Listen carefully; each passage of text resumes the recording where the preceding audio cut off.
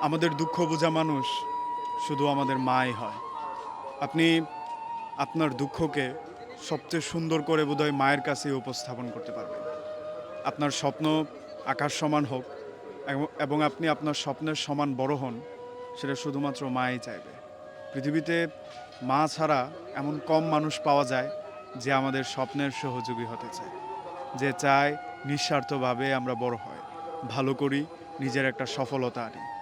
আসলে নিজে যতই স্বপ্ন দেখেছি, সবচেয়ে বেশি সমর্থন পেয়েছি আমি আমার মায়ের।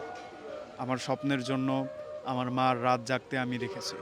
আমার স্বপ্নের জন্য আমার মায়ের পরিশ্রম দেখেছি। আমি ভালো করলে ১ম হাসিটা আমি আমার মায়ের মুখে দেখেছি। আমি যখন হতাশ হয়ে যেতাম কিংবা কোনো কাজে সফল হতাম না, তখন দেখতাম আমার মা সবার আগে এসে আমাকে ভরসা জোগাত। যে জীবন একটাই, আরেকবার আসবে না। কিন্তু তুই চাইলে আরেকবার চেষ্টা করতে পারবি।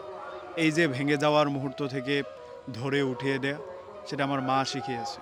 আমার মা শিখিয়েছে কোনো কাজে একবার ব্যর্থ হলে থেমে যেতে নেই। কোনো কাজ একবারে হয় না। একবারে না হলে যে হবে না, এমনটাও কোনো কথা না।